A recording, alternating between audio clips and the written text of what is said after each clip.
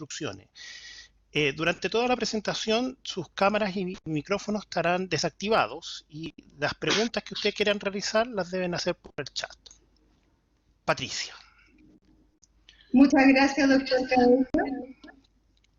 Voy a ir inmediatamente a las instrucciones.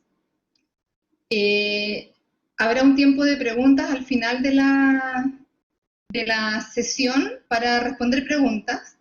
Sin embargo, las preguntas ustedes las van a poder hacer llegar a través del chat, que se va a habilitar para este efecto unos 20 minutos antes de que termine la charla. También quisiera informarles que a su derecha existe un control de visualización y también un control de notificaciones en el cual ustedes pueden desactivar la emergencia de los avisos cuando alguien sale o entra para que no interrumpa. Bueno, a continuación haré la parte formal entonces. Me uno también al saludo que dio el doctor Cabello. Les doy las buenas noches a todos ustedes. Agradecemos su presencia, como también la presencia de la doctora Loreto Busleme, quien nos dictará esta noche una interesante charla titulada SARS-CoV-2 en el contexto de la atención odontológica. La doctora Busleme es cirujano dentista de la Universidad de Chile, donde también realizó sus estudios de magíster en ciencias odontológicas con mención en periodontología, alcanzando este grado en el año 2012. Luego, en el año 2017, obtuvo su PhD en un programa combinado de la Universidad de Maryland y el Instituto para la Investigación Dental y Craneofacial, perteneciente al Instituto Nacional de Investigación en Salud de los Estados Unidos. Realizó estudios de postdoctorado en el laboratorio de la doctora Nikki Moutsopoulos en el mismo instituto. De regreso a Chile, en el año 2019, retoma su cargo de profesor asistente en el área de microbiología de la Facultad de Odontología de la Universidad de Chile, donde realiza docencia tanto de pregrado como de postítulo y de posgrado. Es investigadora responsable de proyectos Fondesit de iniciación y es autora de publicaciones tanto nacionales como internacionales. Participa como socia activa de diferentes sociedades científicas, como la Sociedad de Periodoncia de Chile, la Sociedad de Microbiología de Chile y la International Association of Dental Research, entre otras. Los dejo a ustedes con la doctora Loreto Busleme. Bueno, quería agradecer a la facultad por darme la oportunidad y agradecer a la Facultad de Odontología, a la Escuela de Graduados, al Departamento de Patología y Medicina Oral por darme la oportunidad de estar presentando hoy esta charla titulada SARS-CoV-2 en el contexto de la atención odontológica.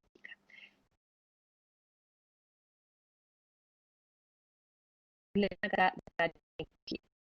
les vamos a discutir hoy día? Una introducción de COVID-19 y generalidades de coronavirus, las características, origen y replicación del virus SARS-CoV-2, los mecanismos de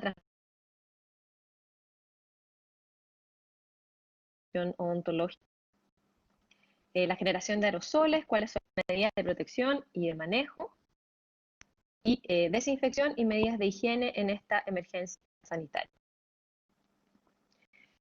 Una definición de COVID-19 y la situación actual. COVID-19 significa, que viene del inglés, de Coronavirus Disease 2019, enfermedad del nuevo coronavirus 2019, y sabemos que los primeros casos fueron registrados como neumonias de etiología desconocida en Wuhan, en la provincia de Hubei, en China, en diciembre de 2019. Y esta enfermedad fue declarada como pandemia el 11 de marzo de 2020. Entonces acá ustedes pueden ver al lado derecho cuál es la situación epidemiológica. Esto es cuando estaba terminando de preparar esta charla la semana pasada, en donde había aproximadamente 10,6 millones de casos a nivel mundial y 515.000 muertes por COVID-19, y al día de ayer, o sea, en el transcurso de una semana, ya vemos que hay casi 12 millones de casos a nivel mundial y alrededor de 35.000 muertes más por esta enfermedad COVID-19. Entonces es bueno partir con la definición de qué son los coronavirus. Son una familia de virus capaces de infectar y causar enfermedades en diversos animales y humanos. Se les denomina coronavirus por su apariencia con forma de corona al microscopio electrónico, como pueden ver ahí en ese diagrama. Y varios coronavirus humanos, los que se abrevian como HO, normalmente circulan en la población y causan el resfrío común. Entonces, en este gráfico que van a ver en su costado derecho, está representada la circulación de virus respiratorios comunes en el hemisferio norte, pero en nuestro hemisferio es bastante similar. Y se puede observar que en los inviernos está este pic. Vamos a poner este otro cursor que es más bonito. Pueden ver este pic que se genera en todos los inviernos, ¿cierto? De influenza y virus respiratorio sincicial. Y acá en colores más cálidos, pics bastante más pequeños, pueden ver que están estos coronavirus que producen el resfrío común y que es considerado una enfermedad leve. Esto contrasta con,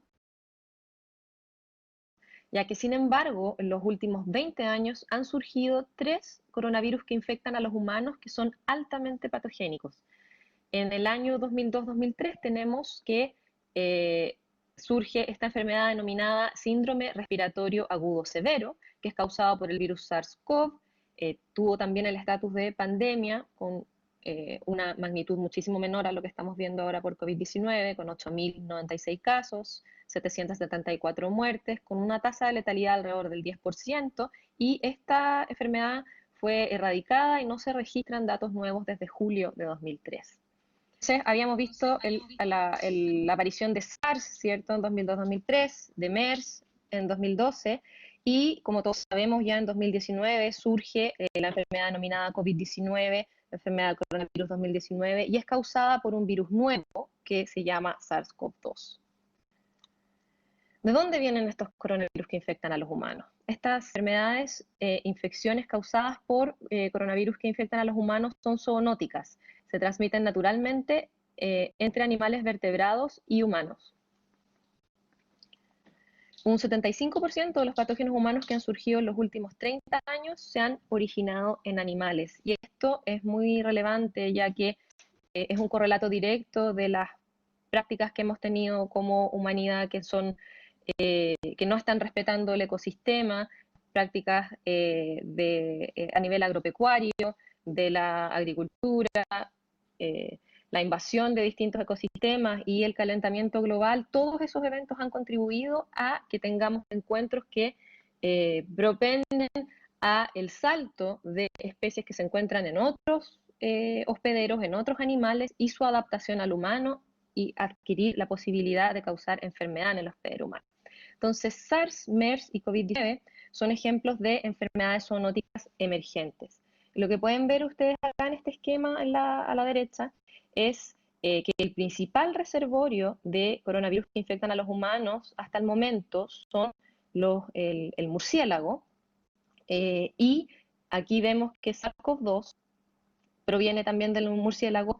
Desconocemos aún si es que hay algún hospedero intermediario en donde el virus haya evolucionado y haya adquirido la capacidad de infectar al humano.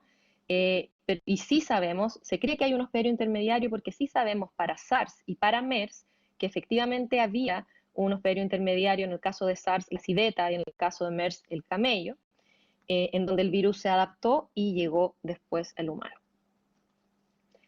Ahora vamos a ver un poco de generalidad de SARS-CoV-2. Es el agente etiológico de esta enfermedad que estábamos conversando, COVID-19. Es un virus perteneciente a la familia Coronaviridae del género Metacoronavirus. Inicialmente se le denominó de forma provisoria 2019 en CoV. Es el séptimo coronavirus conocido que es capaz de infectar al humano.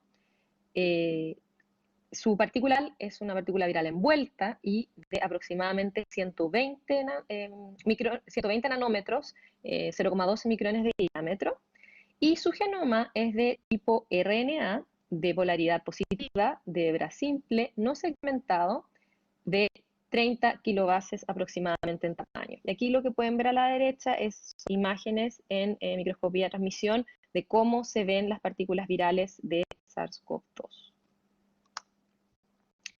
Entonces ahora revisemos un poco de la morfología de SARS-CoV-2, que es similar a la de otros coronavirus. tenemos que, este es el virión de la representación del virión de SARS-CoV-2, tenemos desde afuera hacia adentro, primero la espícula, que es esta proteína del inglés spike, que se le conoce como S. Después, cuando ya ingresamos a estructura más interna, tenemos esta proteína E de la envoltura, hay una glicoproteína de membrana que se encuentra acá también en esta envoltura lipídica del virus, y por último está la proteína de la nucleocápside, que es donde se encuentra contenido el material genético de este virus. Y como les había mencionado antes, un genoma de hebra simple de tipo RNA. Y este genoma es muy importante porque es el que nos va a permitir entender muchísimos aspectos de este virus. Entonces, ¿quién es SARS-CoV-2? Como dato fundamental, entonces, tenemos que considerar el genoma completo de este virus. Y por suerte, ha estado disponible el genoma de SARS-CoV-2 rápidamente desde fines de enero de 2020. ¿Cómo se organiza el genoma de SARS-CoV-2? Brevemente, aquí pueden ver la extensión que yo les mencionaba, que acá están los 30.000 parece que veíamos antes, y acá hay distintos genes que codifican para la maquinaria que ayuda a la transcripción de este virus. Acá ven, por ejemplo, el segmento que codifica esa proteína que yo les mostraba antes, S, E, M, la proteína N. Es un genoma grande y largo en general para lo que uno observa habitualmente en virus, pero la buena noticia es que es semejante a la de otra coronavirus, o sea, no estamos lidiando con un virus totalmente distinto. Tiene una similitud nucleotídica de menos del 80% con SARS-CoV, el que había surgido en 2003, y a nivel de las secuencias de aminoácidos tiene una homología de alrededor del 95% con SARS-CoV en el dominio que codifica para las replicasas, sugiriendo que este virus 2019 en CoV en ese tiempo era de la misma especie de SARS. Esto suena como trabalengua, pero lo vamos a ver en detalle acá de forma gráfica. Entonces aquí podemos ver que estos son aislados clínicos de SARS-CoV-2. Este es como un mapa, es como la genealogía de los virus. Esto es un mapa, lo que se conoce como un mapa filogenético. Y estos aislados clínicos se agrupan muy cerquita del genoma de un coronavirus aislado directamente de murciélago y se encuentran emparentados, pero un poco más lejos ya, con SARS, el que habíamos mencionado antes de esta pandemia anterior. ¿Cuál es el origen de SARS-CoV-2? Y para entender el origen de este virus tenemos que analizar evidencia relacionada con análisis comparativos de datos genómicos. Y el resultado de estos análisis muestran con bastante claridad que SARS-CoV-2 no fue creado en laboratorio o manipulado a propósito. Vamos a revisar un poco estos antecedentes. Primero, acá si se acuerdan, esta es la partícula viral de SARS-CoV-2, esta es la célula humana y aquí se produce la interacción entre esta proteína S y el receptor para hacer ingreso a la célula. Entonces, en estos análisis se vio que las mutaciones en S, en esta proteína spike, tienen mayoría en humanos para ingresar a las células humanas por fenómenos de selección natural, ¿ya? Predicciones anteriores que se habían realizado sugerían que otras mutaciones optimizarían la afinidad para este receptor por parte de esta proteína S, pero se ha visto por la forma en que ha evolucionado la secuencia, ¿cierto?, de esta proteína, en que estos fenómenos corresponden a selección natural y no a otro tipo de manipulación. Segundo, hay inserciones o mutaciones en la región S1, C2, también esta misma proteína, que se han identificado en otros virus recientemente aislados, como este de murciélago que está acá, indicando que estos procesos de recombinación ocurren naturalmente en beta-coronavirus, en la naturaleza. Una tercera evidencia dice relación con que la secuencia de esta proteína S en pangolines, una representación acá, es casi idéntica a la encontrada en humanos, ¿ya? Y esta es un pedazo de evidencia importante que están considerando en este momento para sustentar el hecho de que el pangolín puede ser el hospedero intermedio de este virus en donde haya evolucionado y adquirido la capacidad de ingresar a las células humanas. Y por último, estos resultados también demuestran que por cómo ha evolucionado por cómo se ve el genoma de este virus y por dónde hay se han introducido cambios cuando se le compara con otros coronavirus, es que esto ha sido por también una selección impuesta por el contacto permanente con un sistema inmune por sobre la selección en cultivo de laboratorio. Y esto quiere decir que en algún momento se barajó la hipótesis de que este virus podría haber sido aislado en un laboratorio, haber estado los científicos trabajando con él, haciendo distintos pasajes que se le llaman, en donde uno lo cultiva sucesivamente, y que hubiese escapado, ¿cierto?, a ese proceso. Y la verdad, las mutaciones que presenta este virus no tienen nada que ver con las mutaciones que presentan los microorganismos cuando son cultivados repetidamente. Tienen que ver con lo que les mencionaba antes, con la interacción con un sistema inmune y por selección natural. Otra parte importante que tenemos que considerar es cómo entra este virus a la célula. Entonces, el virus SARS-CoV-2 utiliza un mecanismo similar y utiliza el mismo receptor que el virus SARS de 2002-2003, en donde esta espícula, esta proteína spike, necesita ser preparada, por así decirlo, un proceso proteolítico por esta proteína que está acá en la membrana de la hospedera que se llama TMPRSS2, y esa preparación le permite unirse a esta proteína al receptor de la enzima convertora de la angiotensina 2, ¿ya? Entonces, esa es la molécula que ocupa el virus para hacer ingreso a la célula humana. Y el receptor ECA2 se expresa fundamentalmente en las células del pulmón, en las células epiteliales del tracto respiratorio, también en el corazón, el tejido del corazón, el intestinal, endotelio vascular, riñón, y hay reportes que indican que podría estar expresada también en células epiteliales de la mucosa oral. Yo no estoy tan convencida con la evidencia que se encuentra disponible en este momento. Sí hay evidencia bastante más sólida de que se expresa este receptor en tejido de la glándula salival, pero no queda tan claro que efectivamente esté expresado por parte de células epiteliales propiamente tales que recubren la mucosa oral. ¿Cómo es el ciclo replicativo viral de SARS-CoV-2? Entonces, acá vemos la partícula viral que se une a este receptor ECA2 que habíamos revisado antes, se produce lo que se denomina como entrada y el denudamiento del virus, en donde se expone el material genético que está aquí, esta proteína de la nucleocápside que estábamos hablando antes. Lo primero que el virus se encarga ya al interior de la célula hospedera es que se produzca la maquinaria que necesita para replicarse, y él trae material genético para indicarle a la célula cómo hacerlo. Aquí ya se empieza a producir la replicación propiamente tal, la producción de las proteínas, ¿cierto? Y aquí vemos que se está ensamblando ya un nuevo virión que va a ser envuelto en una vesícula y liberado al medio externo. Nótese que este virus, cuando es liberado, ¿cierto?, después de este proceso de replicación, no destruye a la célula hospedera, no es lítico. Y esto es relevante porque significa que esta célula puede seguir produciendo partículas virales hasta que el daño sea tal en que se produzca la muerte celular. Es importante también ver un poco, porque a veces estos procesos suenan un poco abstractos, entonces es interesante ver cuánto demoran más o menos en la vida real. Esto es estimado en cultivo celular. La entrada del virión a la célula demora más o menos 10 minutos. El periodo de eclipse dura más o menos 10 horas.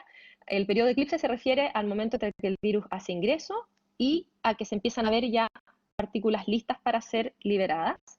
Y la cantidad de viriones generados por ciclo se ha estimado que puede ser alrededor de 10 a la 3. Solo para que tengan idea de la escala de lo que estamos hablando, aquí en azul se ve la superficie de una célula epitelial humana, y como todas estas partículas rojas que se ven ahí son las partículas virales que han sido liberadas después de la replicación. ¿Cómo se transmite entonces SARS-CoV-2? Estos son los mecanismos más importantes de los que voy a revisar y los que están reconocidos por la Organización Mundial de la Salud hasta el momento. Entonces, el primero es el contacto directo con personas infectadas con el virus. El segundo mecanismo también es contacto directo, pero sin contacto físico. Esto quiere decir a través de gotitas producidas al toser y estornudar. tendrían ese tamaño aproximado. Y ahí vemos la representación de esta nube de aerosol que se genera cuando alguien estornuda y lo necesario que son las barreras, elementos de protección personal. Y por último, por contacto con superficies y objetos contaminados, los que conocemos como fómites. Y aquí vemos algunos ejemplos que encontramos en nuestra vida cotidiana, como las manillas de las puertas y las manillas que se encuentran también en el transporte público. Entonces, acá en este artículo que quería compartir con ustedes, también actualmente la investigación se está enfocando en la importancia que puede tener el solo hecho de hablar en espacios cerrados para la transmisión de este virus. Entonces, lo que vieron acá estos autores, trataron de determinar el tiempo en que las gotitas que emitimos al hablar permanecen en suspensión y la potencial importancia que esto puede tener en la transmisión de SARS-CoV-2. Entonces, al hablar fuerte, se pueden emitir miles de gotitas de saliva por segundo.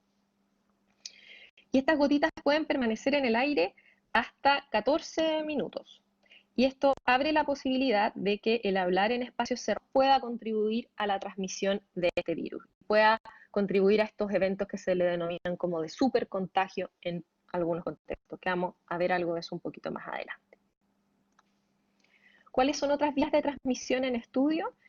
Una de ellas es la ruta fecal-oral, que es biológicamente factible, ya que el virus ha sido detectado en heces de manera viable, no solo el material genético, y eso sí, esto ha sido determinado en pacientes que están con un cuadro por COVID-19 bastante hospitalizados y con manifestaciones gastrointestinales, pero es importante tenerlo en consideración y extremar entonces las medidas de higiene para también cautelar que no exista transmisión por esa vía.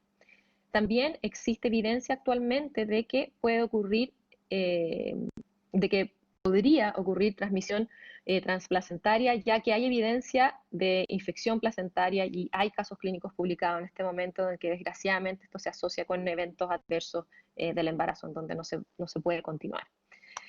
Y por último, otra vía de transmisión del estudio es el tema relacionado con las mascotas, en donde hasta el momento lo que se ha visto es que las mascotas pueden infectarse con SARS-CoV-2 asociado en contacto con humanos que tienen COVID-19 y que la transmisión que ocurre en ese caso es de persona a animal, ¿ya? No de animal-persona. Eso no ha sido documentado. Así que como medida de precaución también tratar de no estar en contacto con las mascotas si se encuentra, las personas se encuentran con un cuadro de COVID-19. ¿Cuáles son los tipos de transmisión? Tenemos la transmisión sintomática, que es la más probable. Los pacientes con COVID-19 son más contagiosos durante los 3 primeros días desde sintomatología positiva, pero también, y este es el gran desafío que ha traído este virus, tenemos una gran posibilidad de transmisión presintomática, ya que la ventana de incubación es amplia, aunque se ha tratado de acotar un poco más, pero por precaución estos son los tiempos que se manejan para determinar las cuarentenas también de 2 a 14 días. Y la más preocupante, la más compleja de manejar, ¿cierto? Junto con la presintomática, es la posibilidad de transmisión asintomática, en donde el individuo no tiene ninguna noción de que puede estar activamente transmitiendo SARS-CoV-2.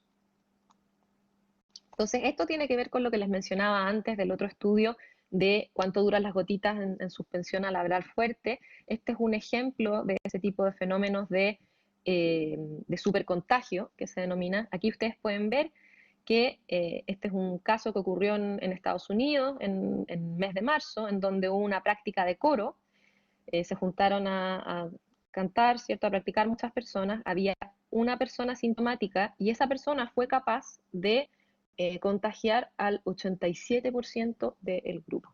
Entonces, esto nos releva la importancia de la posibilidad de la transmisión en lugares cerrados y con cantidad de gente importante, y también nos indica lo relevante que es el distanciamiento físico y la utilización de mascarilla o alguna cobertura, protección respiratoria de tela.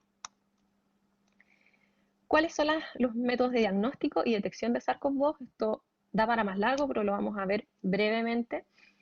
El gold standard es la técnica de RT-PCR en tiempo real, y esta se enfoca en la detección de genes que codifican para estas proteínas que les estaba contando yo, y también para algunas polimerasas del virus. Al menos tiene que haber positividad para al menos 2 de ellas para confirmar el diagnóstico. También existen pruebas rápidas para la detección de antígenos de SARS-CoV-2, que no han tenido tanta validación por el momento, y también existen técnicas serológicas que se basan en la detección de anticuerpos tipo IgM y después IgG, y donde también habría pruebas rápidas para esto. Algo de este tema vamos a retomar hacia el final de la presentación.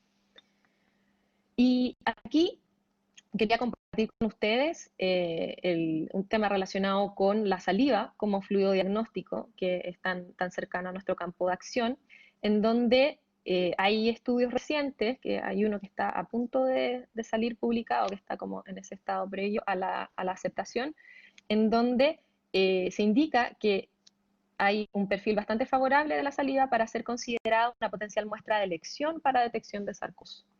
Y esto es porque es una toma de muestra menos invasiva que el hisopado nasofaringio, que es el gold standard en estos momentos. No requiere de hisopos especiales y puede ser recolectada por el mismo paciente en caso de no contar, ¿cierto?, con personal del área de la salud que lo pueda hacer. Y tendría una sensibilidad comparable al hisopado nasofaringio para detección de otros patógenos respiratorios, incluyendo otros coronavirus que infectan a los humanos también. Entonces acá, brevemente, los resultados de este estudio, que está acá, que está a punto de ser publicado, en pacientes hospitalizados, analizaron muestras pareadas de hisopo nasofaringio y saliva, y ya ve que la saliva incluso es capaz de recuperar una carga viral más alta que el hisopo nasofaringio de forma significativa. Estas son las muestras de los mismos pacientes. Acá se ve cómo se correlaciona dentro de un mismo individuo su muestra de hisopo nasofaringio y saliva, y que tiene un buen perfil de correlación. Así que esto para temas diagnósticos es una buena noticia, en donde también se podría contar con la saliva para la detección, pero para que esto sea masivo tiene que estar validado en grandes sets de muestra para que pueda hacer su utilización con el mismo nivel de confianza clínica. Esto trae buenas noticias por ese lado, pero obviamente es fuente de preocupación para nosotros como odontólogos, ya que la saliva es uno de los fluidos con los que más nos encontramos en la práctica clínica, que puede contener una alta carga viral. Es importante decir, eso sí, que estos pacientes en donde se realizó esta validación eran pacientes hospitalizados sintomáticos. Entonces, ¿cuáles son las implicancias de la transmisión de SARS-CoV-2 en la atención odontológica? Sabemos que durante la atención odontológica existe proximidad con la orofaringe y los fluidos del paciente, ¿cierto? Y un aspecto muy relevante asociado a nuestra profesión es la generación de aerosoles asociada a la atención. Y lo crítico de esto es que le permiten al virus estar en el aire por más tiempo. Esto no quiere decir que este virus, por el momento, porque hay evidencia que lo está analizando, pero por el momento se considere de transmisión aérea, ¿ya? Esto quiere decir que estos aerosoles le permiten estar en el aire por más tiempo, pero estas partículas eventualmente por gravedad bajan y no quedan en el aire, ¿ya? Y por supuesto que estas dos consideraciones que yo les estaba mencionando han influido, como todos ustedes saben, en que haya orientaciones específicas para la atención odontológica en esta fase 4 de pandemia por COVID-19, ¿ya? Y un documento relevante, después vamos a volver a esto, pero antes que se me olvide, con respecto a recomendaciones para la atención odontológica frente a esta pandemia, hay un documento que ha sido generado por nuestra facultad, que ustedes lo pueden consultar, que tiene recomendaciones muy atingentes, respaldadas por evidencia, para complementar también lo que ha emanado, ¿cierto?, del Ministerio y de otras fuentes oficiales.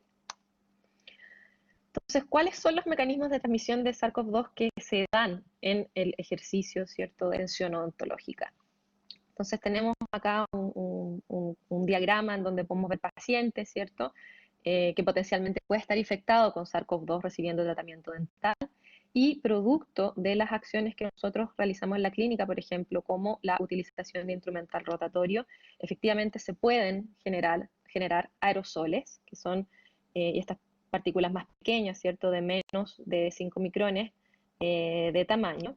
Por otra parte, también por proximidad, ¿cierto?, el paciente puede toser, etcétera, se generan también otras gotas que son más grandes, que sin contacto físico también pueden transmitir el virus. Y por último, también todos los objetos inanimados que se encuentran en la clínica pueden ser fuentes, si no son descontaminados en el tiempo y forma que corresponde, pueden ser fuente de SARS-CoV-2 y también contribuir a la transmisión. Entonces, ¿cuáles son las medidas recomendadas para la atención odontológica durante esta pandemia de COVID-19?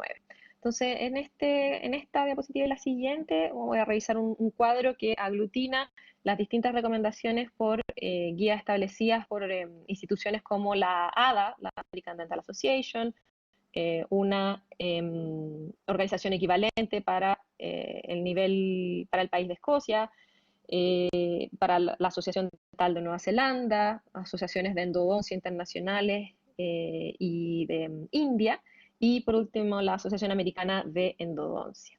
Entonces, con respecto al manejo de la atención dental, lo que se recomienda en su mayoría es posponer los tratamientos electivos y realizar solo tratamientos urgentes y de emergencia. Se recomienda también realizar un triage o un tamizaje de pacientes, en donde primero se recomienda clasificar a los pacientes utilizando tecnologías de telecomunicación, y también ya cuando el paciente asiste a la consulta odontológica, tener una sala específica separada de triage para estas primeras consultas. También se realizan recomendaciones en cuanto a cuáles son los elementos de protección personal que se deben utilizar.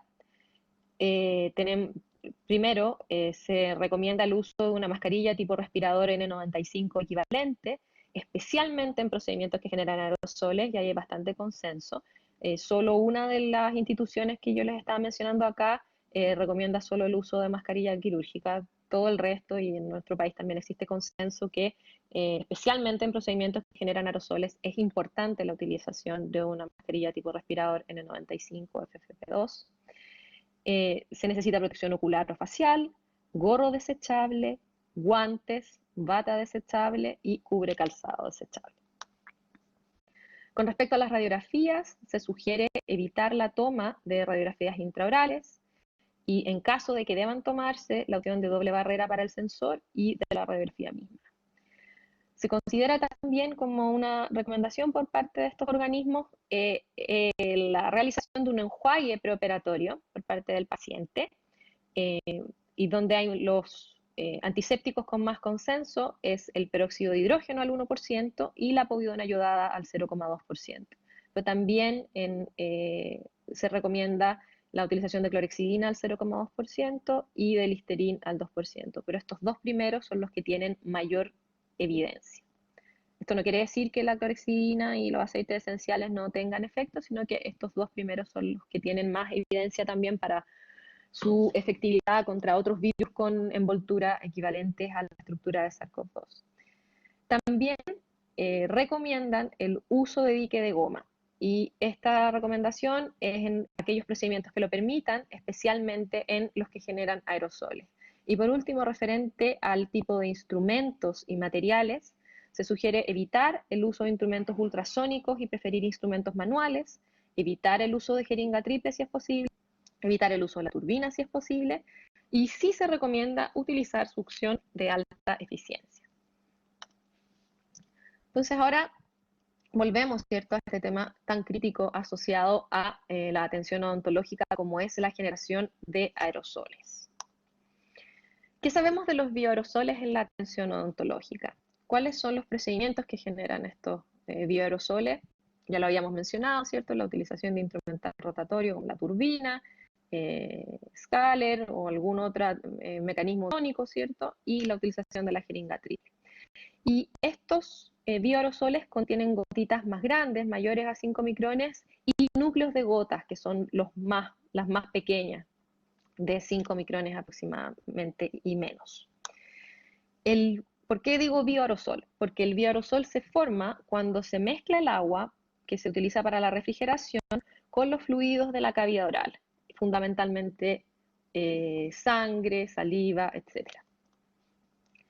Estudios recientes muestran una gran diversidad de especies bacterianas y fúngicas en estos bioaerosoles asociados a la atención odontológica. Y por eso mismo, en las normativas ahora se exige, algunos ya sean como en el caso de los scalers, pero ahora se exige la utilización de turbina estéril, ¿cierto?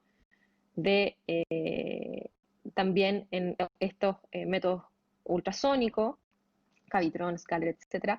Y también que la jeringa triple sea estéril.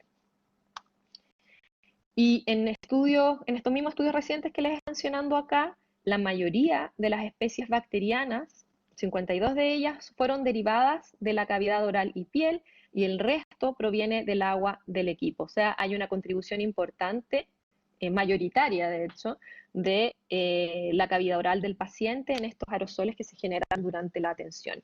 Y algo relevante que encontró este estudio, que es bastante nuevo a principios de este año, es que la zona de mayor contaminación bacteriana se encontró alrededor de la cabeza del paciente, o sea, como en un radio de 80 centímetros alrededor. Y un aspecto importante, eso sí, es que esta evidencia nos ayuda, ¿cierto?, a sustentar el por qué es relevante la generación de bioaerosoles en la atención odontológica, pero es importante decir que en la actualidad no contamos con estudios que analicen la carga viral de los bioaerosoles generados durante la atención odontológica, y dados los resultados para bacterias y hongos, lo que veíamos acá, obviamente podemos asumir que los virus están presentes, pero hasta el momento no hay estudios que analicen carga viral en estos aerosoles generados durante la atención. Entonces, ¿cuál es la evidencia que sí conocemos de SARS-CoV-2 en aerosoles en general? Entonces, sabemos por un estudio que salió más o menos a mediados de marzo de Van Doremalen en el New England Journal of Medicine, que existen títulos virales viables en aerosoles cuando compararon los aerosoles que generaban con el virus SARS-CoV-2 y SARS-CoV-1, veían que todavía el virus podía permanecer viable hasta 3 horas después de que se generó el aerosol. Y obviamente al minuto de leer este artículo hubo mucha alarma y mucha conmoción, porque esta tiene una implicancia muy relevante en todos aquellos procedimientos que producen aerosoles, y cómo puede estar influenciando directamente la transmisión de este virus y poniendo en riesgo al profesional del área de la salud y a los pacientes. Pero es importante también contextualizar esta evidencia, que está muy bien hecha, que es sólida, pero es importante entender que para hacer estos experimentos se ocupa una máquina que es un generador de aerosol, en donde uno puede elegir el tamaño de partícula que genera, y como tengo mencionado acá, el tamaño de partícula que ellos escogieron era muy, muy pequeño, y esto hace obviamente que el aerosol quede más tiempo en suspensión. Y otra característica importante de este trabajo es que donde se genera el aerosol es como una especie de barril que no tiene ninguna ventilación, y además fue realizado en condiciones de completa oscuridad. Y ahora eso manténganlo en mente para lo que vamos a revisar en la próxima diapositiva.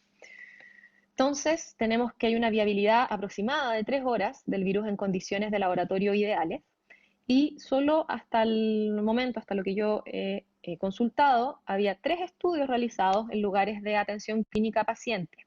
Y estos lugares de atención clínica eran hospitales, no eran estudios en el contexto de la atención odontológica. Y lo que evaluaron estos trabajos es que sí encontraron una mayor carga viral en muestras de aire y superficie en las UCIs, en las salas donde se ejecuta el retiro de los elementos de protección personal, y en lugares que tenían mala ventilación. Y acá quería compartir con ustedes un estudio que salió hace poco, principios de junio, en donde investigadores vieron cuál era la influencia de la luz solar simulada en la inactivación del virus SARS-CoV-2. Y es bien interesante lo que ellos encontraron, porque además de utilizar luz solar simulada, utilizaron una matriz distinta, ya sea saliva simulada o medio de cultivo celular, para suspender SARS-CoV-2, generar estos aerosoles y ver cuál era la influencia de la luz solar simulada y de la humedad en la viabilidad del virus. Y lo interesante es que ellos encontraron que un 90% de las partículas virales fueron inactivadas en un tiempo menor a 20 minutos en todas las condiciones de luz solar simulada, que es luz del espectro UVA y UVB. Y simularon condiciones también de invierno y verano. Y aquí se puede ver que la tasa en la que el virus va bajando su infectividad es muy alta, más alta de hecho en la intensidad, con mayor intensidad, y la tasa de disminución de viabilidad baja un poco cuando es con menos intensidad, pero en ambos casos, como les decía, hubo una inactivación muy importante en un tiempo menor a 20 minutos, lo que sí ayuda a entender un poco más cuál es la dinámica en el contexto de los aerosoles, pero obviamente para poner en perspectiva este trabajo es la misma metodología que se utilizó en el trabajo anterior, estos resultados no corresponden a un setting clínico propiamente tal, ¿ya? Entonces todo esto tiene que ser ahora replicado en condiciones reales. Entonces, ¿cuáles son el equipo, los elementos de protección personal que se deben utilizar para prevenir la transmisión por SARS-CoV-2? Entonces, los elementos de protección personal a utilizar durante procedimientos que generan aerosoles son los que están detallados acá, que son los mismos que yo les mencionaba antes: el gorro, el protector ocular facial, el respirador N95, FFP2, una mascarilla tipo respirador, una bata impermeable, ojalá de amarre posterior para su fácil retiro, guantes sobre la manga y cubre calza. Todo esto es desechable. Ahora vamos a ver un poquito de la evidencia que sustenta el uso del respirador N95 FFP2, depende de la norma. Es indispensable su uso en procedimientos que generan bioaerosoles.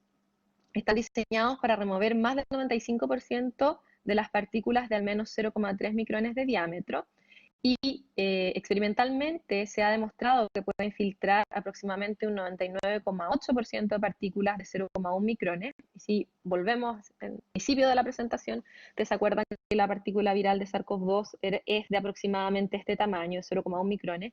Y en estos núcleos de gota es tan pequeña esta partícula, rara vez una partícula viral aislada, siempre es una gota un poco más grande. Por lo tanto, podemos decir con bastante certeza, por los tamaños que estamos viendo acá, que las gotitas y los núcleos de gota sin duda quedan retenidos y no es posible inhalarlos si es que utilizamos este elemento de protección personal. Algo importante de revisar es cuál es la secuencia de colocación de estos equipos de protección, estos elementos de protección personal. Esta es una infografía del MinSal, por si la quieren consultar. También hay distintas secuencias, pero esta es una de las más recomendadas. Primero, una adecuada selección de elementos de protección personal a utilizar. Identificar dónde se lo van a colocar, dónde lo van a eliminar, y si existe alguien que los pueda ayudar en la colocación. Primero se comienza por la bata o el delantal, después la mascarilla, la medida de protección facial y por último los guantes. Y si hay algo importante que destacar acá, es que es muy, muy relevante evaluar el ajuste correcto de la mascarilla respirador tipo N95 o FFP2. Pues si no está bien ajustada, todas estas propiedades que vimos en la diapositiva anterior no se van a cumplir y no va a conferir la protección que debiera dar. Y el otro tema que es muy, muy importante es el correcto retiro de estos elementos de protección personal, que es fundamental aquí, donde puede ocurrir un gran porcentaje de las contaminaciones accidentales en el personal del área de la salud. Entonces, la primera recomendación es evite contaminarse usted o a otros cuando retire estos elementos de protección personal. Siempre retirar lo más contaminado primero y dejar la cara al final, y retírese los guantes y la bata o delantal impermeable y elimínelo. No se aprecia tan bien aquí, pero el guante y la bata pueden ser eliminados como en el mismo tiempo operatorio, y inmediatamente se realiza eso, si se encuentra la posibilidad de lavarse las manos previamente tal con agua y jabón, hacerlo, y si no existe esta posibilidad, realizar lo que se denomina como higiene de manos con alcohol gel. Después, retirar las antiparras o escudo facial desde las tiras o la parte posterior sin tocar la cara. Eliminarlos en un lugar seguro previamente identificados o colocarlos en un lugar seguro para su reprocesamiento.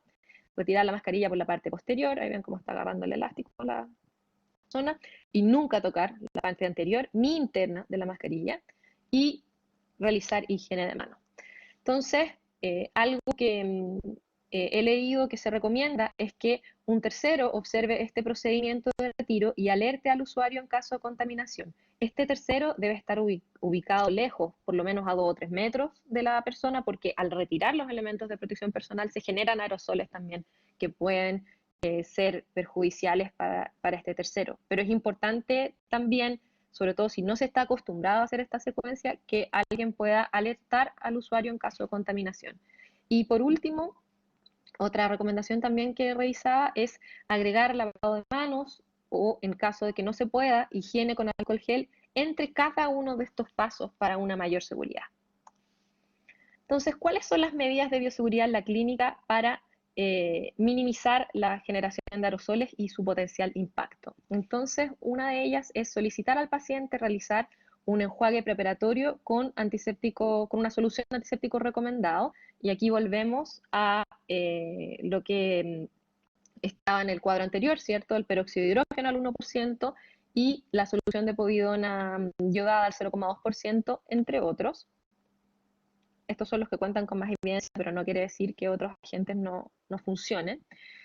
Utilizar preferentemente elementos que no generen aerosoles, y en ocasiones el uso de instrumental rotatorio es indispensable, y de ser el caso debe contar con válvula y sistema antirretorno y debe ser esterilizado. Y también se recomienda el trabajo a 4 manos y la aislación absoluta. También se recomienda la utilización de succión de agua y saliva de alta eficiencia, idealmente contar en el box con presión de aire negativa. Esto algunas veces es muy complicado. También la CDC sobre todo recomienda que pueda haber unidades de aire acondicionado con filtros EPA incorporados, y también hay unidades móviles de estos filtros EPA. Es muy importante dónde se localizan, porque no deben quedar entre el operador, no deben quedar como en la misma línea que la cabeza del paciente y el operador, porque puede arrastrar el aire hacia el operador, ¿ya? Eso tiene que estar bien estudiado su posicionamiento. Y también el sitio del CDC, que es el Centro para el Control y Prevención de Enfermedades en Estados Unidos, que tiene muy buenas guías también para la atención dental. Considera también que puede ser una medida el uso de irradiación germicida ultravioleta, un tipo UVC, longitud de onda de 254 nanómetros, en la porción superior del box, porque esta es luz que puede ocasionar daño, ¿cierto?, a los ojos, a la piel, etcétera. Entonces, la parte superior del box como complemento al filtro EPA. Y otra de las medidas que se encontraba hasta hace muy poco, hasta mediados de junio, en las recomendaciones del CDC, y ahora la tienen un poco más condicional, es esperar al menos 15 minutos antes de limpieza y desinfección. Esto es de sentido común y es bastante importante, porque hay que darle tiempo a todo. Si se realizó un procedimiento que consideraba la generación de aerosoles, hay que darle un tiempo a estas gotitas pequeñas, que son las que van a quedar más en suspensión, de que bajen por gravedad, y de ahí ejecutar la limpieza y la desinfección, de modo de no poner en riesgo al personal que ejecuta la limpieza y desinfección del box dental, y dar tiempo suficiente para que estas partículas bajen. Lo que estaba viendo al respecto a esa recomendación es que de hecho se está estudiando si es que es suficiente 15 minutos o si tiene que ser un tiempo más largo antes de la limpieza y desinfección. Ahora bien, ¿qué medidas de desinfección debemos tomar en la clínica? Entonces ya vimos las precauciones asociadas a la generación de aerosoles. Ahora podemos ver medidas en general de desinfección en la clínica. Y para tomar una decisión informada al respecto de cuáles medidas considerar realizar, tenemos que entender un poco cuál es la evidencia de la estabilidad de SARS-CoV-2. Entonces, hay pocos estudios, de hecho este es como uno de los únicos que evalúa virus viable a virus viable después de modificación en distintas condiciones medioambientales y cómo reacciona SARS-CoV-2 a esta. Entonces, con respecto a la temperatura, SARS-CoV-2 es muy estable a 4 grados, como pueden ver aquí, es estable hasta los 14 días incluso, pero es altamente sensible al calor. Entonces, en la medida que va aumentando la temperatura, como ven acá, va disminuyendo la cantidad de virus viable hasta que dura solamente 1 minuto a 70 grados Celsius. Entonces es muy estable a temperaturas más bajas, pero es sensible al calor. Lo que sin duda es obviamente positivo en el contexto de las medidas habituales de desinfección y de esterilización sobre todo, no desinfección. Entonces, ¿cuán estable es SARS-CoV-2 en superficies? Analizaron cuál es la sustantividad, la viabilidad del virus en distintos tipos de superficie, y aquí pueden ver que resiste media hora sin problema en papel, en toalla de papel. Aquí ya hay más viabilidad, hasta entre 6 horas y 1 día máximo. En madera, en tela también mismo nivel, en vidrio un poco más de tiempo, hasta 2 días, en billete hasta 2 días, en acero inoxidable hasta 4 días, en plástico hasta 4 días, y en mascarilla, en la cara interna, externa, de 4 e incluso una duración de 7 días, lo que es claramente relevante en el contexto de los elementos de protección personal que nosotros utilizamos. ¿Cuál es el efecto entonces de desinfectantes y pH para este virus? Los desinfectantes, acá lo que hicieron, utilizaron distintas soluciones de desinfectantes, todos bastante reconocidos, y lo interesante que observaron estos autores con abajo fue que solo una reacción que realizaron aquí de una solución de jabón de mano, solo uno de estos experimentos dio carga viral viable. Todo el resto de los agentes que utilizaron fueron efectivos a los 5, a los 15 y a los 30 minutos en la eliminación de SARS-CoV-2. Y lo que utilizaron estos autores fue una solución más concentrada de cloro, menos concentrada de cloro, una solución de jabón, en donde, como les decía, uno de los 3 experimentos les dio carga, alcohol 70%, povidona ayudada al 7,5%, cloroxilenol al 0,05%, esto no es para hacerle publicidad a nadie, pero solo para contextualizar, este es el compuesto activo del Detol, clorexidina al 0,05%, también efectiva, y cloruro de benzalconio, que es un amonio cuaternario, al 0,1%, también fue efectivo ante esos tiempos en todas las condiciones. Y por último, la influencia del pH, se ve que SARS-CoV-2 es estable a un rango muy amplio de pH. Entonces, como les decía acá, solo en uno de los triplicados de la solución de jabón de mano se encontró virus infectante. El resto de los desinfectantes fueron efectivos en un 100% a todos los tiempos de acción. ¿Qué diferencia a un desinfectante de un antiséptico? Pues ustedes ya tienen esto, pero por si acaso un recordatorio no está de más. Los desinfectantes son aquellas sustancias que se utilizan para el control o la eliminación de agentes infecciosos en superficies u otros elementos inanimados. Y el antiséptico son aquellos agentes que se utilizan para el control y la eliminación de agentes infecciosos en tejidos vivos, ¿ya? Entonces, algunos desinfectantes pueden ser utilizados como antisépticos, pero esto va a depender de su biocompatibilidad, o sea, de cuán tóxicos son, porque claramente es importante eliminar los microorganismos, pero no queremos hacerle daño tampoco a los tejidos en donde lo vamos a aplicar. ¿Qué otras medidas de desinfección y antisepsia que son importantes? Entonces, los desinfectantes, acá vamos a revisar un poco los desinfectantes recomendados, y si hay algo que hay que siempre tener en mente es respetar los tiempos de contacto, ¿ya? Entonces, como les mencionaba antes, el hipoclorito de sodio al 0,1% está recomendado como desinfectante, el alcohol al 70% también. Aquí tengo aparte los amonios cuaternarios, porque en algunas guías como las que han emanado del CDC no han sido considerados en primera instancia como desinfectante recomendado, pero hay publicaciones recientes, sobre todo hay una de la Asociación de Química de Estados Unidos que solicita, por favor, repensar la falta de recomendación de los amonios cuaternarios, dado que por su mecanismo de acción de desestabilización, ¿cierto?, de estas bicapas lipídicas, y este ciertamente es un virus con envoltura, SARS-CoV-2, al igual que el virus influenza, y se ha demostrado amplia efectividad de distintos desinfectantes de este tipo, de distintas generaciones de amonios cuaternarios contra virus influenza. Por lo tanto, el pensar que vaya a ser efectivo en SARS-CoV-2 es bastante lógico, ¿ya? Entonces, si bien no está en algunas recomendaciones oficiales, sí hay evidencia científica que puede propender a recomendar su uso. ¿Y cuáles son los antisépticos recomendados? Como enjuague preoperatorio, a la atención, nuevamente el peróxido de hidrógeno y la povidona iodada.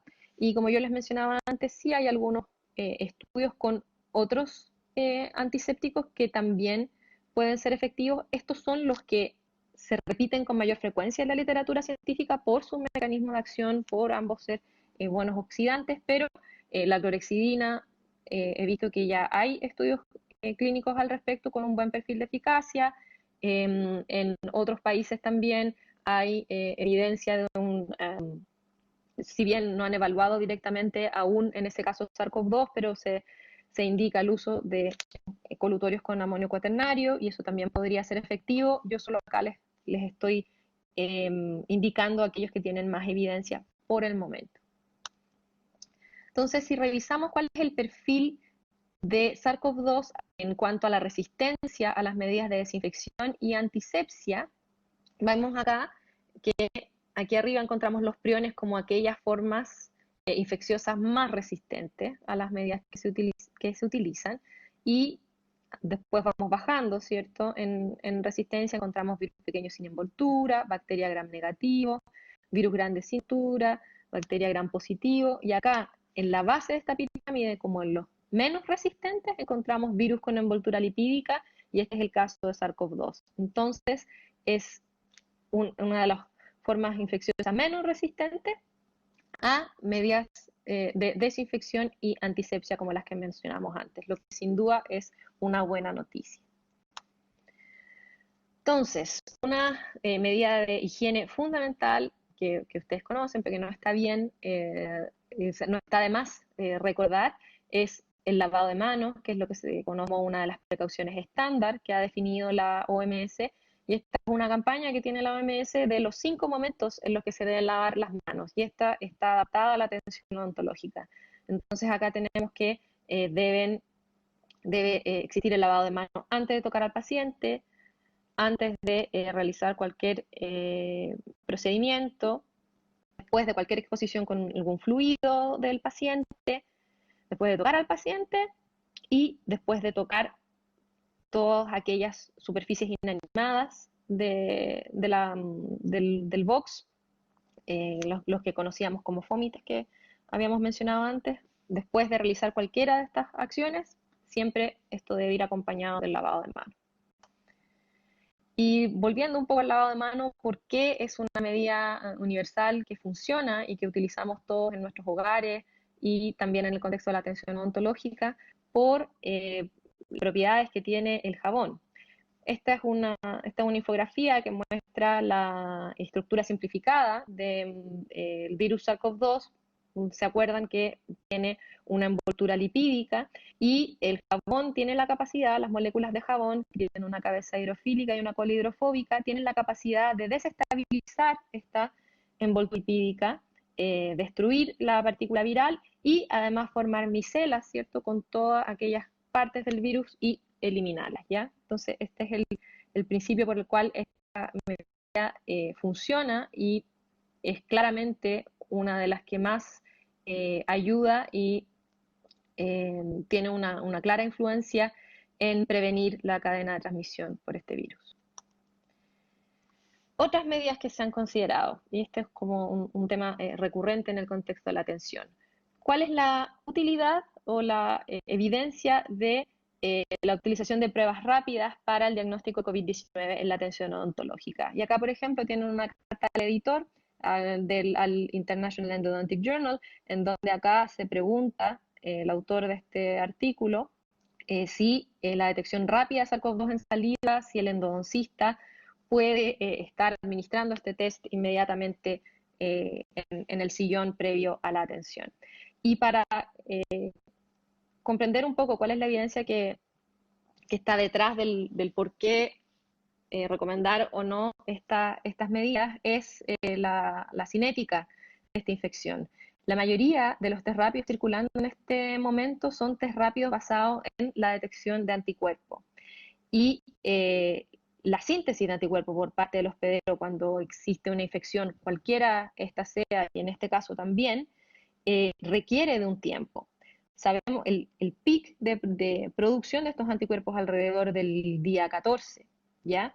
Entonces, podemos tener un paciente que esté infectado 2 semanas antes de esto y esta prueba rápida sencillamente no lo va a detectar, ¿ya?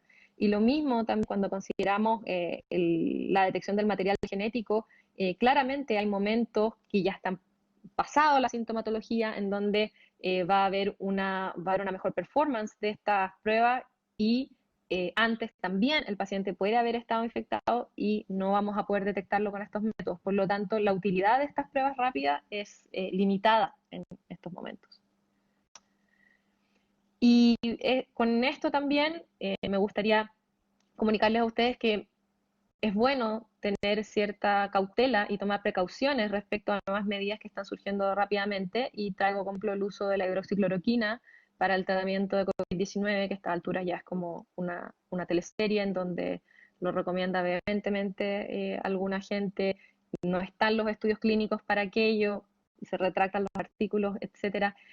Y a pesar de que aún no se cuenta con evidencia clara para tratar a los pacientes con este medicamento, en algunos contextos aún lo estaban haciendo, lo están recomendando. Así que antes de empezar a utilizar medidas que no están avaladas por la evidencia en estos momentos, hay que detenerse un poco y tratar de encontrar fuentes de información confiables, ¿cierto? Y de no innovar con nuestros pacientes utilizando tecnologías las que aún no sabemos su efectividad.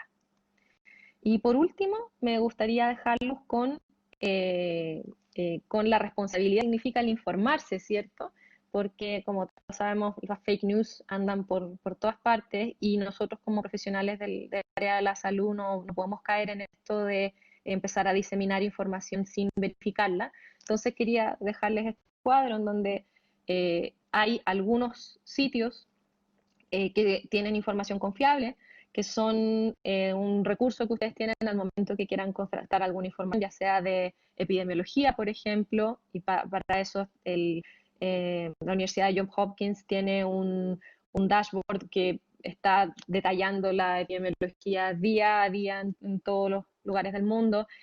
Por supuesto, la Organización Mundial de la Salud tiene recursos que son muy valiosos, nuestro MinSal, el Centro para el Control y la Prevención de Enfermedades de Estados Unidos también tiene mucho material y tiene una página dedicada a la salud oral. También hay buenos recursos en el Instituto de Investigación, en los Institutos de Investigación en Salud de Estados Unidos, en nuestra universidad y en tantos otros sitios, artículos científicos, etcétera. Pero llamo a tener cuidado y cautela al minuto de diseminar información. ¿Y cuáles son los conceptos importantes con los que los quiero dejar hoy? El virus SARS-CoV-2 es de origen zoonótico y es el agente causal de la pandemia por COVID-19. Conocemos los mecanismos de transmisión más importantes de SARS-CoV-2 y cómo afectan la atención odontológica. Y si bien el manejo de los bioaerosoles asociados a la atención odontológica es complejo, con elementos de protección personal, desinfectantes y precauciones universales que contribuyen a disminuir la contaminación y de esta forma la potencial transmisión de SARS-CoV-2. Y con ese resumen les doy las gracias a ustedes por su atención y podemos ya pasar a ver sus preguntas si es que las tienen.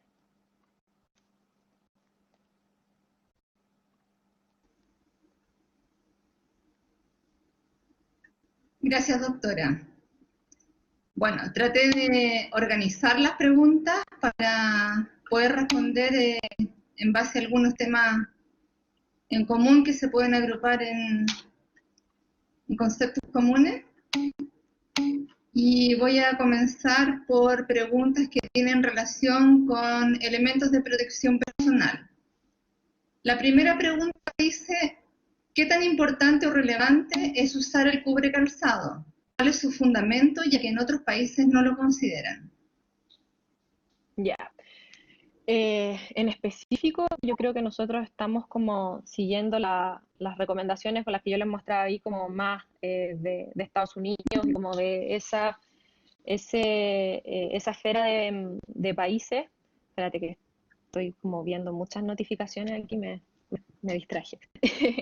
Es una precaución, sobre todo pensando en el contexto de la atención por aerosoles, en donde si ustedes piensan aquellos aerosoles que van a estar en suspensión por gravedad van a bajar, y uno de los sitios en donde van a caer va a ser el calzado, ¿cierto? Que en algún momento ustedes se van a retirar. Entonces sería una medida de precaución más, pensando particularmente en ese aspecto, ¿ya? No sé si eso responde a la pregunta. La otra pregunta con respecto a EPP dice, ¿se recomienda el uso de gorros clínicos? Gorro clínico de tela, como... No lo especifica, solo pregunta por el gorro clínico, dice, me pareció no verlo entre los EPP. Yo, la verdad, lo que he visto bastante es la utilización como un tipo de gorro clínico y encima el bonete desechable. Entonces, el pelo se encuentra protegido sí o sí, y en el retiro también se encontraría cubierto. Puede haber, por eso, puede ser como una doble, pero en ningún caso sería como el gorro de tela solo. O sea, la idea es que sea algo que uno pueda remover inmediatamente, sobre todo si está realizando un procedimiento asociado con aerosoles. Ok, con respecto a transmisión y aerosoles. Uh-huh. Pregunta, dice, considerando que ahora la OMS está comenzando a aceptar la transmisión por vía aérea, ¿tendría esto consecuencias para nuestro desempeño? Desempeño clínico, me imagino, sí. Sí, ese es un tema complejo. Esa discusión definitivamente se está abriendo ahora. Yo creo que respalda un poco las medidas de las que estábamos conversando. No sé si reviste, porque ya nosotros ya estábamos en el contexto de que esos aerosoles están ahí, que puede haber una transmisión aérea dado ese riesgo. Entonces no creo que haya como una modificación a lo que ya nos estábamos enfrentando antes. ¿Me escuchan? Sí, sí, Ah, ya. se escucha bien. Ya, perfecto. Entonces no creo que haya como un cambio de escenario para nosotros, pero esto yo estaba leyendo un poco que es particularmente relevante para esos eventos que les mencionaba yo de supercontagio. Es particularmente relevante para los espacios cerrados y limitar el número de personas y la distancia entre estas en esos espacios cerrados. Pero yo creo que a nosotros en particular esa definición no nos afecta tanto desde el punto de vista de que ya estamos contando con la máxima protección y de elementos, como con el máximo nivel de elementos de protección personal, en donde estaríamos protegidos para esos aerosoles. Otra persona pregunta, dice, he visto información reciente que dice que el virus se suspende en el aire por 20 minutos en lugares sin ventilación y que las gotas pequeñas llegan hasta 8 metros y quedan suspendidas por 1 hora. Pregunta si hay literatura que sustente esta información, si eso es verdad. Hay información a ese respecto, pero yo no había escuchado tanto tiempo como 8 horas. Entonces es relevante cuando revisen artículos. 20 minutos ¿Aló? en lugares sin ventilación y que las gotas pequeñas pueden alcanzar hasta 8 metros. 8 metros, ya te había entendido 8 horas. Quedan suspendidas por 1 hora, Eh, las pequeñas. ya, sí, definitivamente hay información que sustenta eso. Obviamente varía un poco de estudio a estudio, como yo les mostraba ahí, pero sí hay información, pero lo que sí hay que considerar es en qué contexto se han generado estas evidencias, porque si es en contexto un 100% experimental, en estos barriles completamente cerrados, sin iluminación, etcétera, se está como maximizando el tiempo que pueden durar. Entonces hay que ponerlo en su contexto. Yo creo que va a ser muy relevante cuando tengamos estudios que se realicen en el contexto clínico.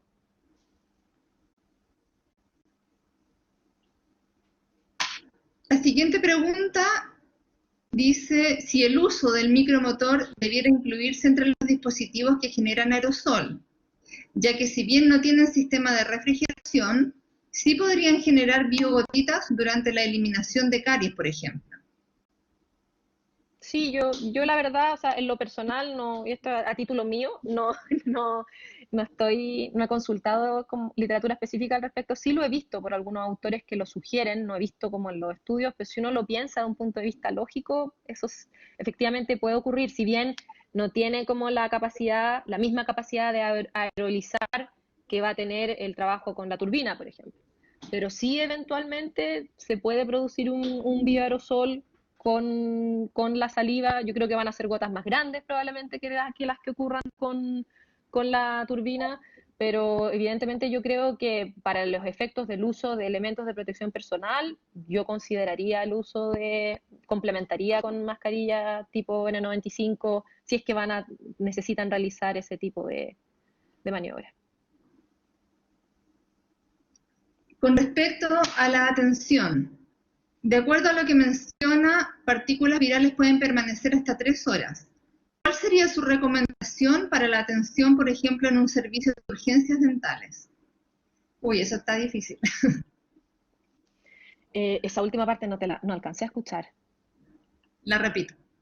¿Cuál sería su recomendación? Dice, considerando que las partículas virales pueden permanecer hasta 3 horas, ¿cuál sería su recomendación para la atención, por ejemplo, en un servicio de urgencias dentales? Me imagino que lo pregunta por el flujo de pacientes. Claro, claro. Entonces, como mínimo, lo que estaba recomendando el CDC era esperar 15 minutos antes de la limpieza y desinfección, para que bajaran, ¿cierto?, las gotitas más pequeñas que podían haber quedado suspendidas. O sea, como mínimo eso.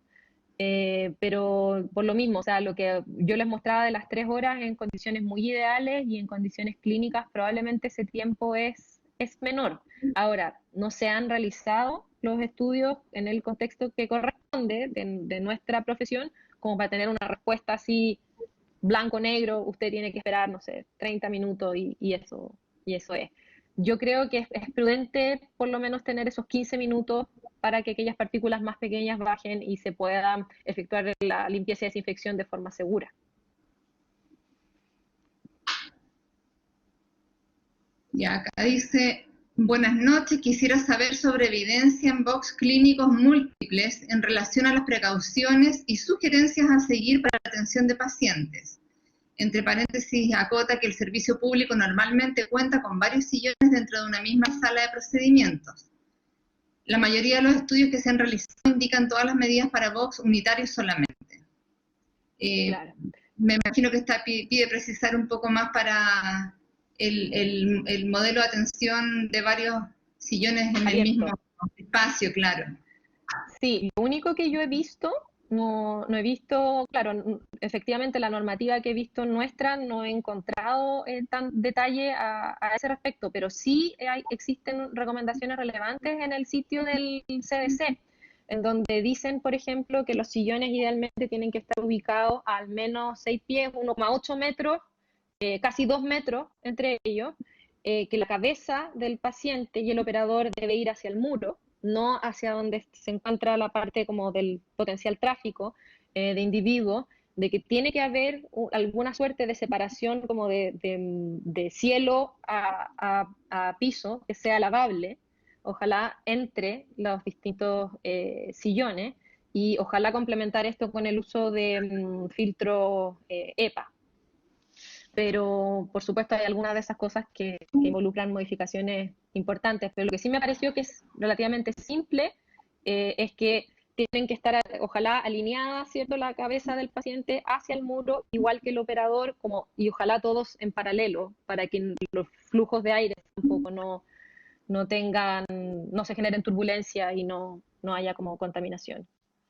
Pero efectivamente, en nuestra realidad yo tampoco he visto lineamientos tanto más detallados.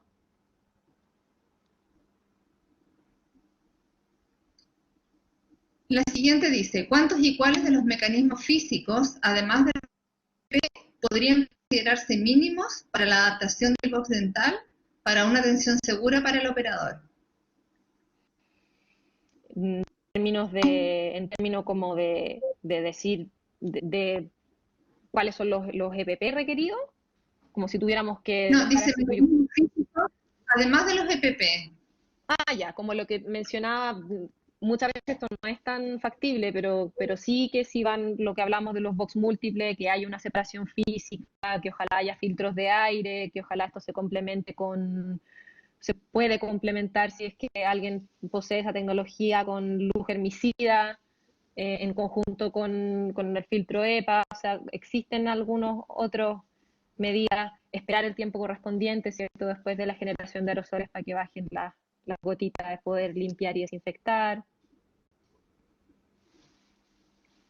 Como que en esa línea irían las recomendaciones. Con respecto al diagnóstico, pregunta, ¿qué opina de la sensibilidad de la PCR? He sabido que el test es el gold standard, pero porque se ha utilizado en el diagnóstico de otros, pero no necesariamente es un test que permite dar una certeza en el diagnóstico específico de este virus COVID-19.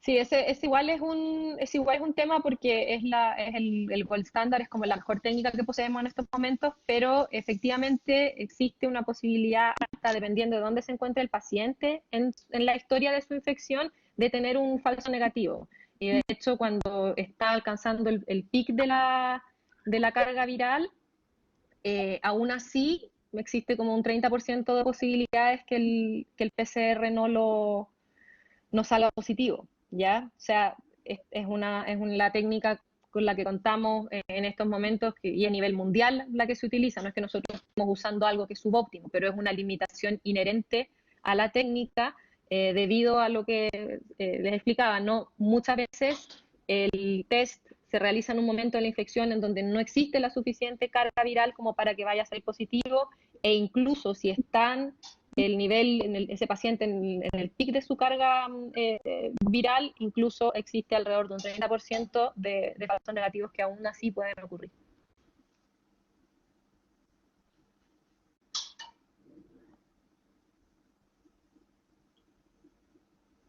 También en relación a diagnóstico, Uh-huh. ¿se sabe cuál de todos los test de detección actuales que existen y que han seguido saliendo, cuál de ellos tiene la mayor especificidad y sensibilidad? ¿Referido como a los rápidos? Como en general, dice test de detección actuales. Como test de detección actuales, lo que es recomendado, a pesar de que su performance no es perfecta, es el RT-PCR en tiempo real para un par de genes que codifican para genes del virus. Eso sigue siendo lo que se utiliza. Hay algunas pruebas rápidas que están tratando de ser validadas. Me parece que hay una validada por la FDA, que de hecho la validaron en el contexto en el que el RT-PCR no sea posible de realizarse, no como una prueba con superioridad en frente al RT-PCR, así que no hay como tanta novedad en ese respecto por el momento. Ok. Las siguientes preguntas no alcancé a categorizar, así que van un poquito más desordenadas. Bueno. No alcancé a seguir copiando y pegando en el documento que tengo anexo. Y por favor, doctora Pando, si usted me quiere complementar, en calidad de experta, si usted me quiere complementar algo de mis respuestas, por favor, hágalo con toda libertad. Gracias, doctora. En los estudios de filogenia, ¿qué se debería observar para concluir que el virus fue construido y que no solo se trata de selección natural? Ya, entonces ahí definitivamente se observaría un patrón de mutaciones que es distinto a lo que estamos viendo ahora, lo que yo trataba de explicar. durante la presentación es que si hubiese sido manipulado a propósito, por ejemplo, la unión, la secuencia que tiene esta proteína Spike para unirse al receptor, podría haberse elegido una mutación que fuera muchísimo más eficiente que la que tiene el virus ahora, que es buena, que es mejorada comparada a los otros SARS, pero que las predicciones indicaban algo que fuese diferente y mucho mejor. Y sin duda la distribución de esas mutaciones no serían en las regiones que vemos ahora, podrían estar en áreas de virulencia, pero con una distribución distinta e intencionada para la invasividad del virus.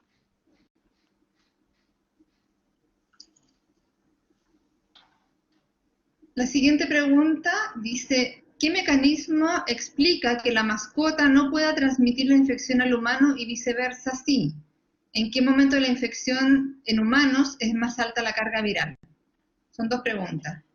Ya, lo de la mascota yo creo que es por dónde está, porque claro, en el caso de mascota yo no lo explicité en la presentación, pero se refiere a gatos y perros. Entonces, yo creo que a los mamíferos efectivamente alguna afinidad tiene el virus por un receptor equivalente en estos animales, pero por el tipo de pandemia que estamos viendo ahora, que nos afecta fundamentalmente a nosotros los humanos, da la impresión que la optimización ha ocurrido para nuestro receptor.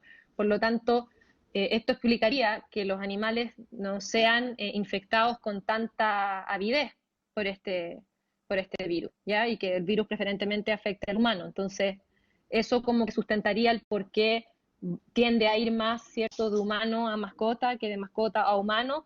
Obviamente tiene que estudiarse también, o sea, si hay alguna mascota que tiene una infección súper severa y carga alta, pucha, quizá existe la posibilidad que el dueño de esta mascota pueda infectarse también, pero el virus, por su evolución, ha optimizado la invasión a las células humanas. Entonces, tiene lógica más que vaya del humano hacia la mascota.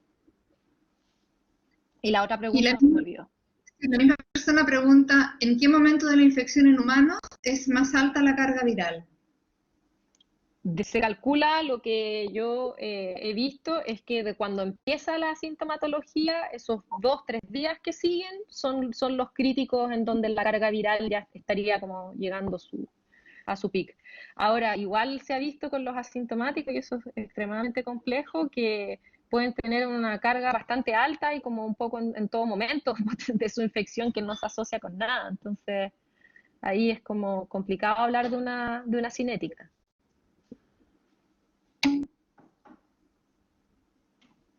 Y referente a eso también de los asintomáticos, se calcula ahora que incluso hay un 40% de ellos que no tienen una respuesta de anticuerpos, que tuvieron una respuesta transiente y cuando son testeados nuevamente ni siquiera tienen memoria a esta infección. Entonces ahí es como una ventana un poco a lo desconocido en cuanto a las dinámicas de la infección.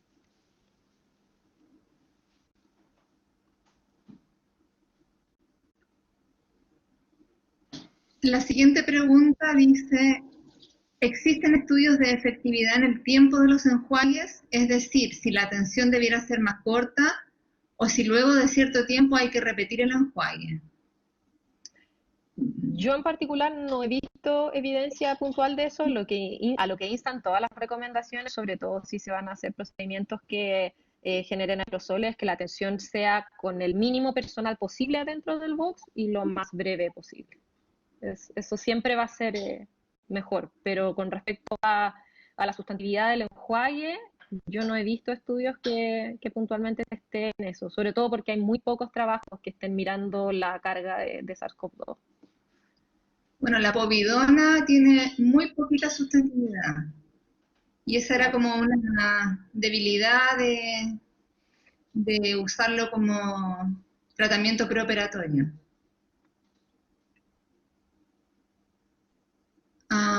En la secuencia de colocación y retiro de EPP, no se observa el momento que debe colocarse el gorro. ¿Qué puede indicar al respecto? Eso sí no me acuerdo. Ah, ya, pues en la infografía del ministerio. Claro. Yo creo que, en mi opinión, podría ir al principio, antes de colocarse el delantal. Eso ahí depende un poco, porque esa es como una recomendación general, pero hay varios esquemas de colocación, así que ahí vamos a reclamar al ministerio que no incluyó el gorro.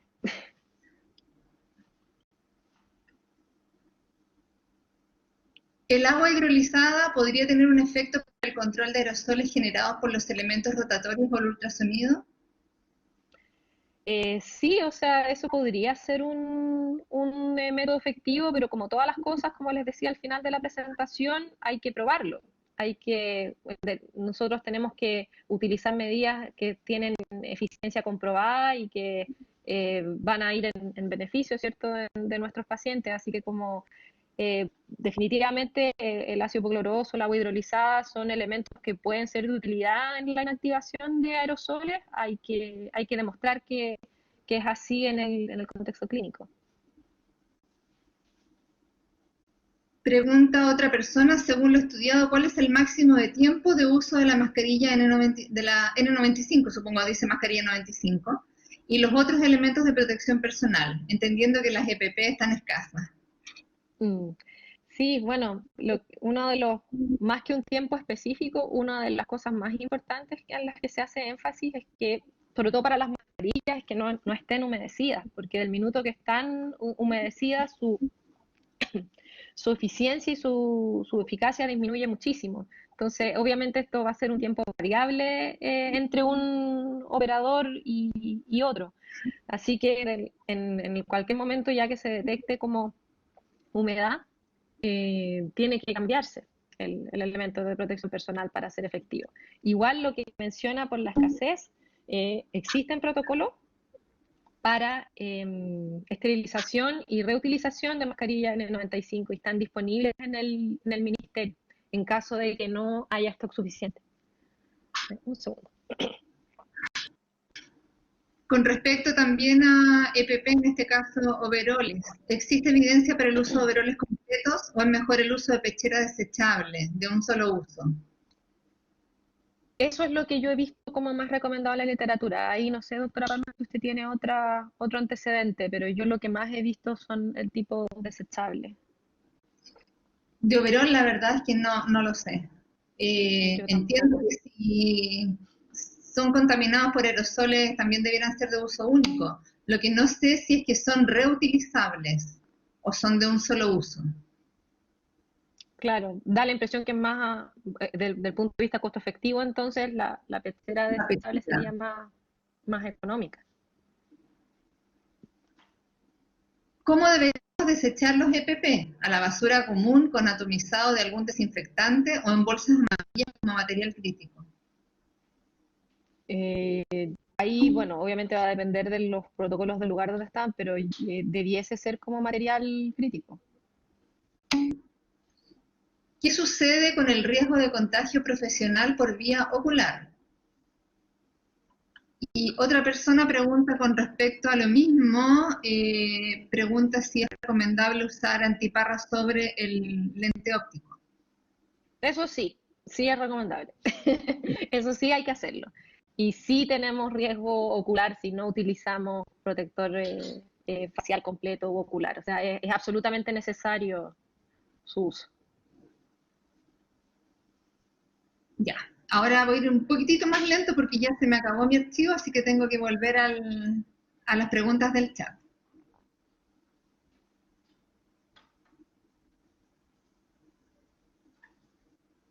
También agrega sobre lo mismo. Dice, ¿es necesario el uso de antiparras sobre el lente óptico usando la máscara facial? Bueno, ahí ya son tres cosas. No, ahí ya creo que con esas tres cosas le va a costar ver al, al Claro, operador un poco. va a perder Si quiere agudeza. estar muy seguro y lo puede hacer, pero la verdad, o sea, sobre si ya existe algún otro elemento que proteja sobre el lente óptico, debiese ser suficiente. Ya, lo mismo acá pregunta acerca de los respiradores N95, considerándose que se humedece, que ya fue respondido. Sala con múltiples sillones, la distancia mínima también fue respondido. Sí, 1,8 metros a 2 metros es lo que yo he visto en las recomendaciones. Con respecto a las EPP para el paciente, pregunta si hay alguna recomendación acerca de qué EPP debiéramos de recomendar para el paciente.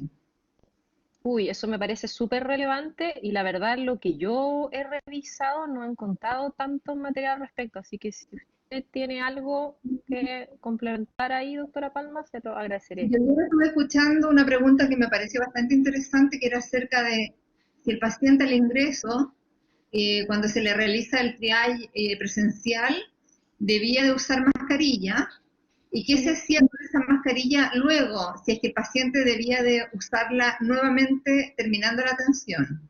Entonces ahí mencionaron que se podía guardar en una bolsa mientras el paciente estaba en atención. Eso me llamó un poco la atención porque, claro, si usa mascarilla, ¿qué se hace después con la mascarilla si es que tiene que volver a usarla? Para irse, por ejemplo, si es que todavía estamos usando mascarilla como medida comunitaria. Universal, claro. Sí, sí, yo creo que iría en esa línea entonces, pero no sé si tanto, porque ahí creo que estoy viendo la misma pregunta acá en el chat. Agrega lo que Claro, quiera, cubre calzado y mira, el gorro. Con los cubre ya, calzados también hay cierta discusión, pues, porque también significa un riesgo de caídas en el lugar de trabajo. claro, absolutamente. No, Que hay escaleras, escalones o algún elemento que dificulte el desplazamiento libre por el lugar. Bueno, después dice Carolina, esterilizar las N95 en esterilizador UV aumentaría su tiempo de utilidad. Ellas recuperan su efectividad luego de secar la humedad por uso. eh, ay, porque lo que dice la norma ministerial es como es por óxido de etileno, si no me equivoco, la Por esterilización plasma por plasma. sí, pero Entonces, tampoco no los he centros visto, del equipo. sí, no, por supuesto. No, yo me estaba acordando como de la normativa. No he visto cuál es el efecto del esterilizador UV, si necesariamente va a aumentar el tiempo de utilidad o no, ahí lo desconozco. En general, la luz UVC es como bien dañina de plásticos y de muchas otras estructuras, por lo tanto, no es como que le vaya a aumentar la vida para siempre, digamos, a esa mascarilla. Y yo me imagino que lo que se está recomendando es como darle un ciclo más de uso, pero no un uso indefinido a SPP, o sea, es como para extenderle un poco la vida. Bueno, vuelven a preguntar si la inoculación viral por la vía mucosa ocular de igual manera genera infección de la vía aérea y si depende de eso la gravedad de la enfermedad. Que dependa de eso la gravedad de la enfermedad, no he visto reportes al respecto, pero sí el epitelio de toda la mucosa ocular sí puede ser susceptible de que el virus ingrese y por tropismo el virus puede después ingresar o sea, por eso se hace tanto énfasis a la protección de las mucosas a todo nivel. Y además que el tema de tocarse la cara es otro factor también que lleva al virus, o sea, desde tocarse el pelo, frente, ojos, etcétera, en donde fácilmente puede terminar en la vía aérea. Con respecto a clorexidina a una concentración de 0,12, dice, ¿se podrá usar como colutorio previo a la atención odontológica? Hay un estudio, pequeño el número de pacientes, pero existe un estudio y se ve eficacia, así que yo creo que entre no usar y usar clorexidina al 0,12, que es lo que se dispone, yo definitivamente usaría clorexidina. Ahora, si cuentan con alguno de los otros dos enjuagues que tienen más evidencia por el momento, también ahí pueden elegir ocupar esos, pero si por lo único que cuentan es clorexidina al 0,12, yo definitivamente la utilizaría. ¿Qué opinión tiene en relación al uso de respiradores de uso Y reutilización, dice, de uso más bien industrial con filtros P100 en la atención odontológica. Lo he visto como en algunos como reportes anecdóticos, pero lo que por facilidad de uso, lo que se trata de recomendar más es la mascarilla tipo respirador N95 por su facilidad de uso comparado con la otra que está mencionando ahí. Yo no sé cómo irá el tema de costos, eso sí. Obviamente si eso es lo único con lo que cuentan en ese lugar, ahí pueden tratar de adaptarlo a la atención, pero la mayoría de la evidencia que uno ve a todo nivel es para mascarilla respirador tipo N95 FFP2. Recomienda el uso de protectores de aerosoles construidos con tubos de PVC. Uy, hay hartas soluciones creativas que andan circulando de ese tipo de instrumental o de indumentaria. La verdad no he visto evidencia respaldando su uso, así que no me siento cómoda de Se decir que refería lo. a las cápsulas, me parece. Me imagino, pero no, como decía, no he visto evidencia recomendando su uso, por cuanto no me sentiría cómoda en decir que son efectivos. Igual que como muchas otras cosas, hay que hacer los estudios correspondientes para determinar su efectividad en nuestro contexto, que es tan particular, la atención odontológica. Bueno, y finalmente hay acá una persona que pone un comentario con respecto al gorro, dice las circulares del ministerio no recomiendan el uso de gorro. Lamentablemente muchos servicios públicos se respaldan en esto para negar la provisión de gorros cuando desde las unidades dentales se solicitan. Creo que es un tema que se debería abordar y establecerlo como recomendación oficial para nuestro quehacer. Bueno, si la circular no lo recomienda, creo que igual amerita revisión porque la cabeza igual se va cargada de microorganismos cuando hay aerosoles. Exactamente, o sea, las recomendaciones internacionales respaldan el uso de gorro, gorro. claro. Entonces ahí como que habría que ponerse a tono un poco con la realidad internacional también. Aquí hay una pregunta que yo creo que es pertinente aclararla. Dice, me gustaría consultar cuál es la diferencia entre SARS-CoV-2 y COVID-19. Perfecto. COVID-19 es la enfermedad ocasionada por el virus SARS-CoV-2. Por lo tanto, es una pregunta súper buena porque desgraciadamente muchas veces a nivel de autoridades hablan de el COVID-19. Y en realidad si nosotros fuéramos estrictos, debiésemos hablar de la COVID-19 y el virus SARS-CoV-2 que causa la enfermedad COVID-19. Entonces ahí yo creo que por todo lo que escuchamos a diario de repente se genera la confusión, pero hay que tener claro que SARS-CoV-2 es el virus que causa esta enfermedad. Bueno, y finalmente, si hay alguna proyección de la atención post-pandemia.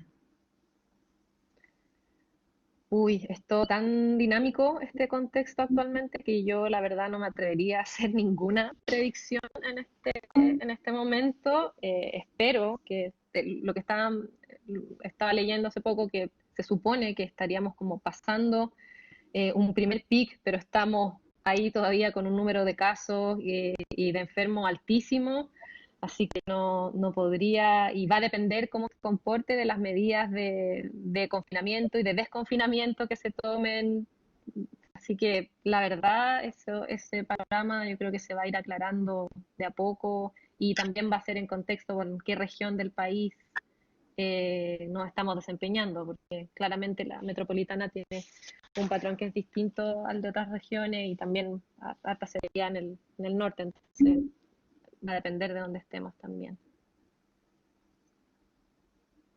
Bueno, acá Carolina agrega un comentario, dice, les comento para la persona que preguntó por transmisión de animales que si bien no hay evidencias de posibilidad de zoonosis, se están estudiando casos en Holanda, en criaderos de hurones, en que se sospecha de zoonosis y se está ordenando su sacrificio. No sé si tiene información sobre esto.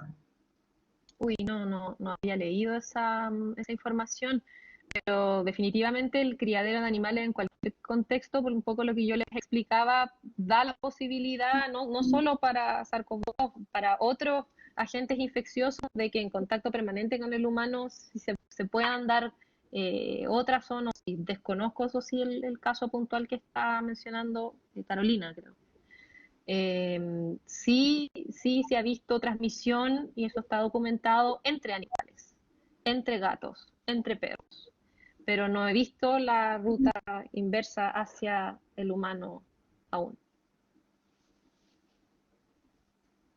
Bueno, doctora, ya llegamos al final de las preguntas. Voy a ver si en mi archivo no me quedó ninguna por ahí atrapada. Muchas se repitieron y se fueron respondiendo a medida que fuimos respondiendo las otras preguntas. Así es que me parece que no. Y ahí ya estaríamos con todo respondido.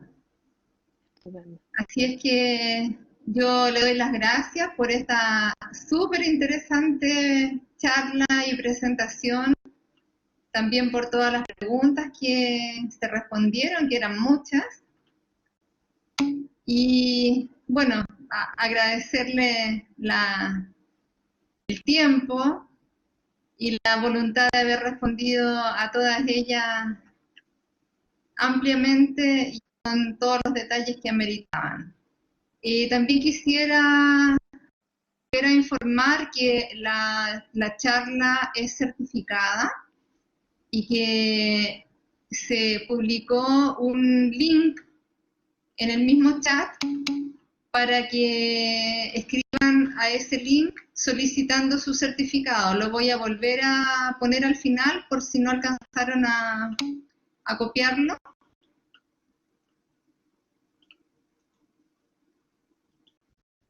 Ahí va. Bien, para quienes quieran solicitar su certificado lo puede hacer a través de ese link.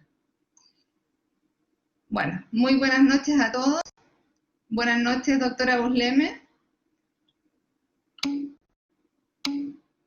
¿No se escucha?